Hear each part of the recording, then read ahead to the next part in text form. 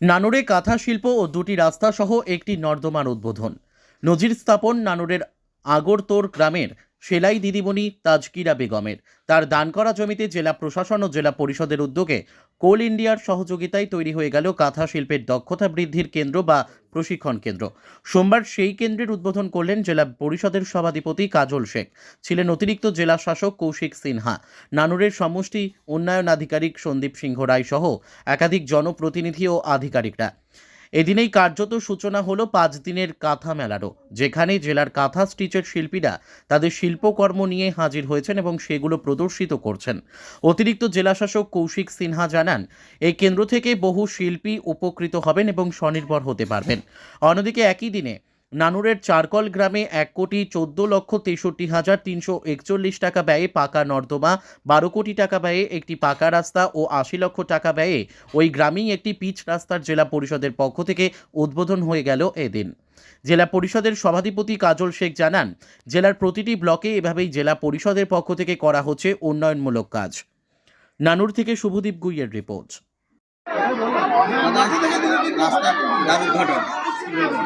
দেখুন, আমরা বীরভূম জেলা পরিষদ থেকে যে কাজগুলো করা হচ্ছে, কোটি কোটি টাকা কাজ, কিন্তু মানুষ সেগুলোকে ঠিকঠাকভাবে বুঝতে পারছে না কাজগুলো কোথা থেকে করা হলো, কোন ফান্ড থেকে করা হলো।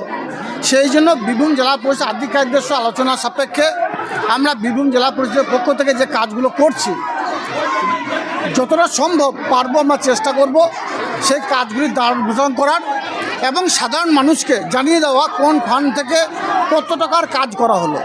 যেমন এই চারকলং গ্রাম পঞ্চায়েত নানুর বিধানসভা অন্তর্গত একটি অঞ্চল। এই অঞ্চলে চারকলং গ্রামে যে কাজটি করা হচ্ছে 15 ব্রাঞ্চ থেকে 63,14,143 টাকা এবং 5th ফিনান্স থেকে 51,49,198 টাকা, অর্থাৎ 1,14,63,341 টাকা কাজ করা হয়েছে। এটা গ্রামে মানুষকে জানান দেওয়া হলো যে এই কাজটা বীরভূম জেলা পরিষদের পক্ষ থেকে করা হয়েছে। তাছাড়াও এই গ্রামে পাশ দিয়ে একটা রাস্তা বেরিয়ে যাচ্ছে, সেই রাস্তাটা PM জসে আন্ডার আনা হয়েছে, অল্প দিনের টেন্ডার হবে, সেটাও প্রায় 12 কোটি টাকা পাশাপাশি।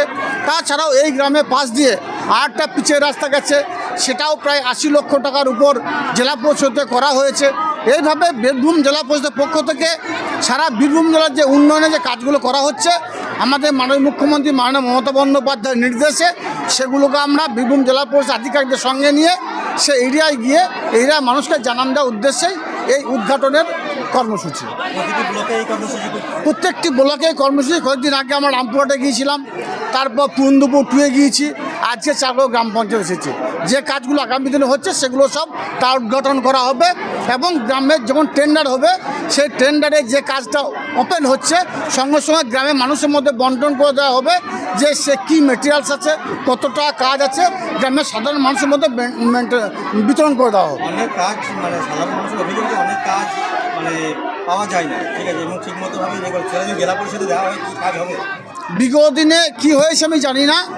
এখন বর্তমানে বীরভূম জেলা পরিষদে গ্রামের প্রত্যন্ত গ্রামের মানুষ তারা জেলা পরিষদ অফিসে যায়। বীরভূম জেলা পরিষদে আমার যে দরজাটা সবসময়ের জন্য খোলা থাকে। দ্বিতীয় কথা, বীরভূম জেলা পরিষদের যিনি এক্সিকিউটিভ অফিসার আছেন আমাদের DM সাহেব বিধান রায় মহোদয়, উনিও 1 যুগের বেশি সময় ধরে বীরভূম জেলার মানুষকে পরিষেবা দিয়ে আসছেন।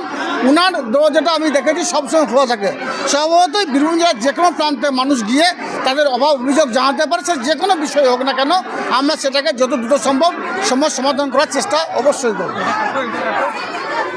এখানে এইটাকে অর্গানাইজড একটা সেক্টরে রূপ দেওয়ার জন্য, একটা অর্গানাইজেশন মতো করে করবার জন্য এখানে যে প্রখ্যাত আমাদের কাঁথা স্টিচের শিল্পী আছেন তাজকিরা দিদি, উনি একটা জমি দান করেছিলেন।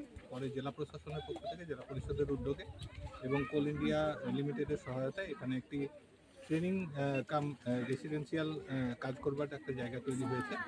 সেইটারই আজকে একটা অনুষ্ঠানের মাধ্যমে এটার কাজকর্মগুলো শুরু হলো। এখানে আজকে বিভিন্ন শিল্পীরা সমবেত হয়েছেন, তাদের যে সমস্ত কাজকর্ম আছে সেগুলো তারা ডিসপ্লে করেছেন। এই ডিসপ্লে যে কাজকর্মগুলো সেটা আমাদের জেলা পরিষদের মাননীয় সভাধিপতি সাহেব এসেছিলেন, তিনি এগুলো দেখলেন, অ্যাপ্রিসিয়েট করলেন। সত্যিই অ্যাপ্রিসিয়েট করবার মতোই একটা কাজ।